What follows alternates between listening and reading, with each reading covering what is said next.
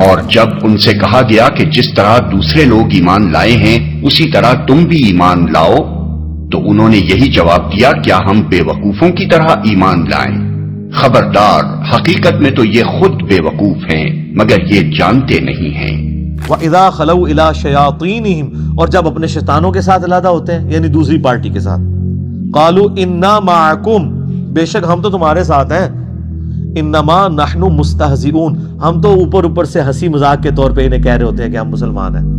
اللہ ان سے مذاق کر رہا ہے، وہ ان کی رسی دراز کیے جاتا ہے اور یہ اپنی سرکشی میں اندھوں کی طرح بھٹکتے چلے جاتے ہیں۔ یہ وہ لوگ ہیں جنہوں نے ہدایت کے بدلے گمراہی خرید لی ہے، مگر یہ سودا ان کے لیے نفع بخش نہیں ہے اور یہ ہرگز صحیح راستے پر نہیں ہے۔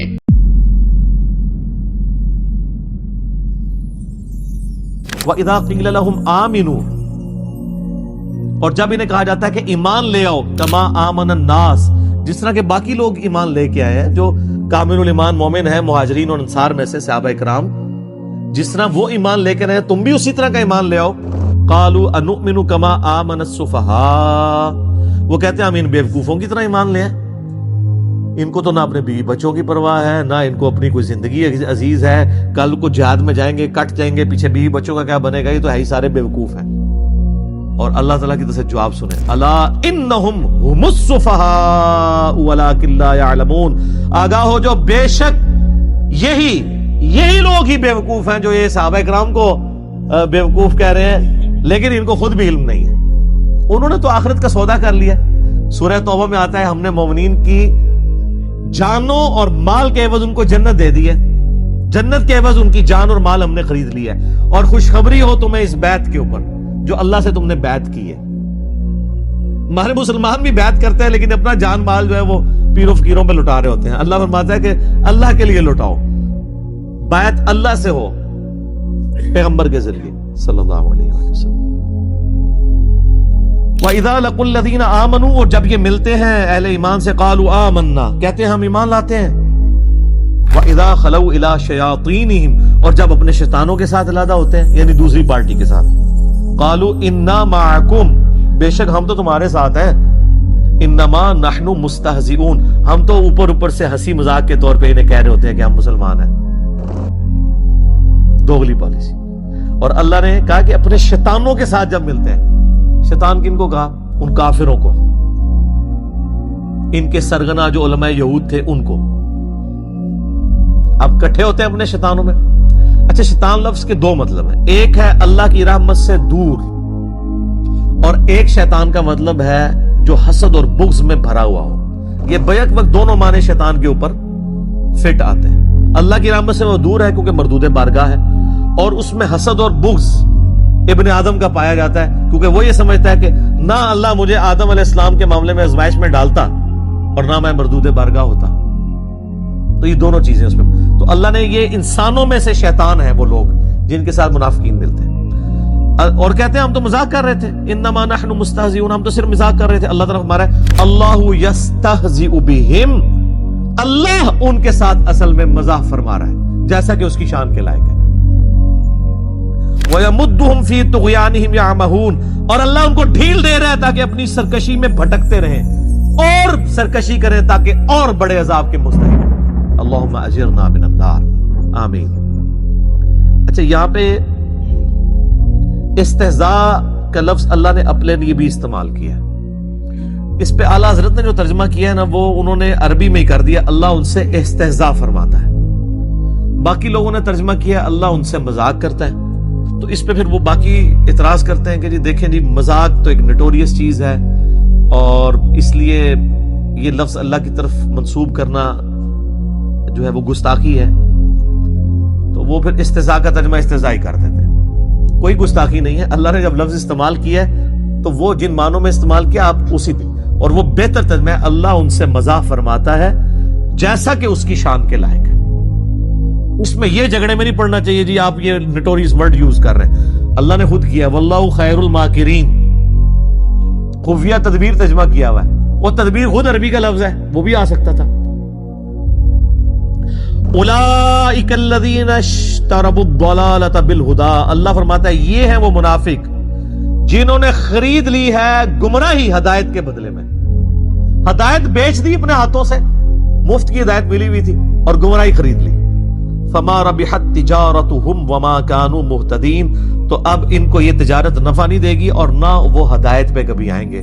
انہوں نے یار دیکھیں, بالکل کوئی شخص دریا کے کنارے پیاسا مر جائے, اتنی بڑا بدبخت ہے.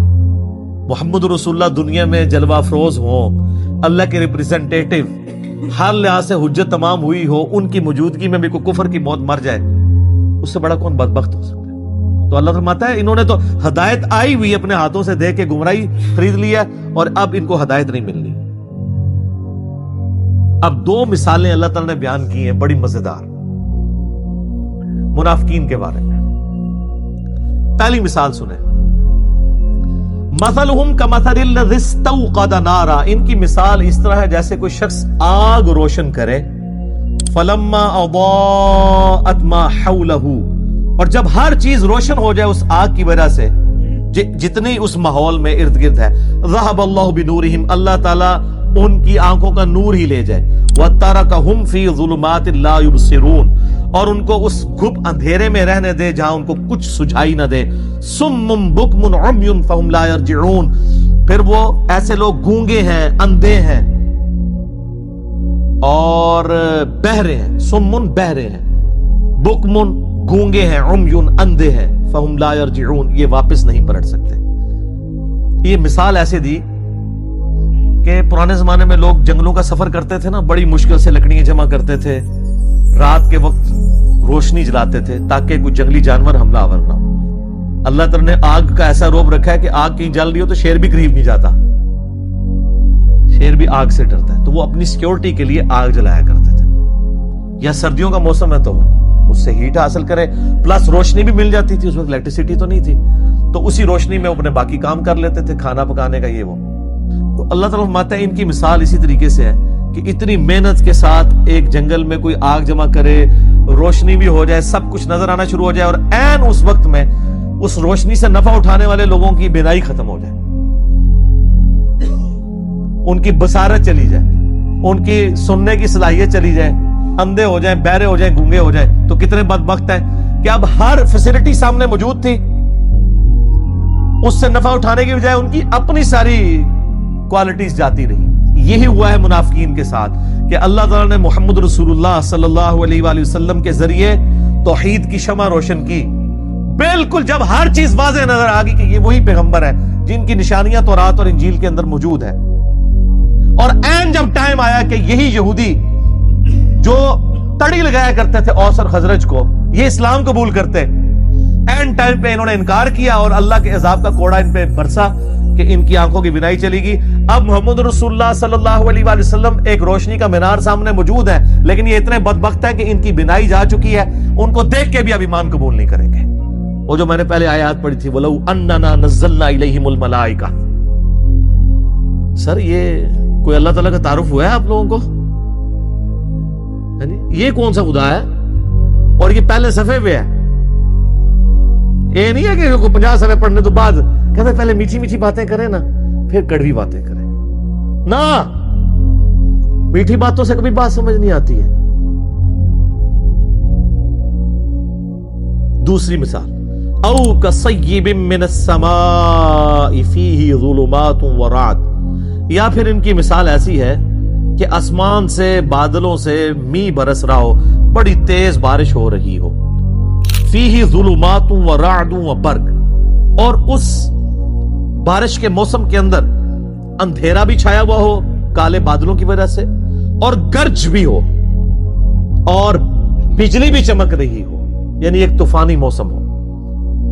یجعلون اصابعہم فی آذانہم من الصواعق حذر الموت, اور ٹھونستے ہیں یہ لوگ اپنی انگلیاں اپنے کانوں میں کڑک کے باعث موت کے ڈر سے. واللہ محیط بالکافرین, حالانکہ اللہ ایسے کافروں کو گھیرے ہوئے ہے. یکاد البرق یخطف ابصارہم, قریب ہے کہ بجلی اچک لے ان کی بینائی کو. کلما اضاء لہم مشوا فیہ, جب کبھی وہ بجلی چمکتی ہے تو اس بجلی کی چمک کی وجہ سے وہ روشنی جو آتی ہے اس روشنی میں چلنا شروع کر دیتے ہیں، کیونکہ گپ اندھیرا ہے کالے بادلوں کی وجہ سے، دن کے وقت بھی ہو جاتا ہے رات کے وقت بھی، اس روشنی کے سے تھوڑا سا راستہ نظر آتا ہے تو چلنا شروع کرتے ہیں۔ وَإِذَا أَظْلَمَ، اور جب وہ اس پہ اندھیرا چاہتا ہے، علیہم، اس پر، ان پر، قاموا، تو کھڑے ہو جاتے ہیں۔ وَلَوْ شَاءَ اللَّهُ لَذَهَبَ بِسَمْعِهِمْ وَأَبْصَارِهِمْ، اور اگر اللہ چاہتا تو ان کی سماعت بھی لے جاتا اور ان کی بصارت بھی، کانوں اور آنکھوں سے انہیں محروم کر دیتا۔ ان اللہ علی کل شیء قدیر، بے شک اللہ تعالی ہر چیز کے اوپر قدرت رکھتا ہے۔ یہ بڑی امپورٹنٹ مثال ہے۔ اللہ تعالیٰ نے مثال دی ہے کہ منافقین جو ہے نا وہ دین پہ کنارے کنارے چلتے ہیں۔ سورہ حج میں بھی آیت ہے کہ یہ کنارے کنارے چلتے ہیں، جس طرح آج کل مسلمانوں کی اکثریت ہے۔ اگر کوئی نوجوان بچہ دین کے اوپر چلنا شروع کرتا ہے، وہ کہتے ہیں یار کیا تو نے جوانی میں روگ لگا لیا، داڑھی رکھنی کو ضروری ہے، بس اپنی چپ کر کے نماز پڑھو۔ جو تھوڑے اور لبرل ہیں وہ کہتے ہیں نماز ہی پڑھنی ہے نا، گھر ہی پڑھ لو، کیوں فینیٹک بن رہے ہو؟ حالات و واقعات جب فیور میں ہو تو سب ٹھیک، جیسے ہی مشکل آئے تو ساتھ ہی وضو ٹوٹ گیا۔ تو منافقین کے بارے میں اللہ تعالیٰ ہمارے ان کی مثال ایسی ہے کہ یہ اللہ تعالیٰ کی طرف سے میہ برس رہا ہے، اللہ کی رحمت کا، نبی علیہ السلام کی موجودگی ہے، اللہ کی طرف سے وحی آسمان سے نازل ہو رہی ہے، لیکن یہ وحی خالی وحی نہیں آ رہی ہے، اس کے ساتھ پھر جہاد کی اور قتال کی تکلیفیں بھی جڑی ہوئی ہیں، معاشرے کی جو پابندیاں وہ بھی جڑی ہوئی ہیں، باپ کو بیٹے سے الگ ہونا پڑے گا، بھائی کو بھائی سے الگ ہونا پڑے گا۔ اب یہ منافقین کا حال یہ ہے، چونکہ یہ تو دنیا دار ہوتے ہیں، جب ان کے اوپر کوئی مصیبت آتی ہے نا تو پٹک کے کھڑے ہو جاتے ہیں، دین پہ چلنے سے انکار کر دیتے ہیں، اور جب حالات سازگار ہوتے ہیں تو چلنا شروع کر دیتے ہیں۔ تو یہ مذبذبین بین ذالک، اس کے درمیان یہ اوسیلیٹ کرتے رہتے ہیں، حالات سازگار ہوں تو دین پہ چلیں گے، اور جیسے ہی مشکل وقت آئے گا پھٹک کے کھڑے ہو جائیں گے۔ تو یہی اکثر لوگ کرتے ہیں کہ دین کے معاملات، اب آپ دیکھ لیں، جب دین پہ چلنا آسان ہو تو سارے بڑے خوش ہیں، جب دین کے اوپر چلنا مشکل ہو جائے تو بڑے بڑے ایمان والوں کے بھی وضو ٹوٹ جاتے ہیں۔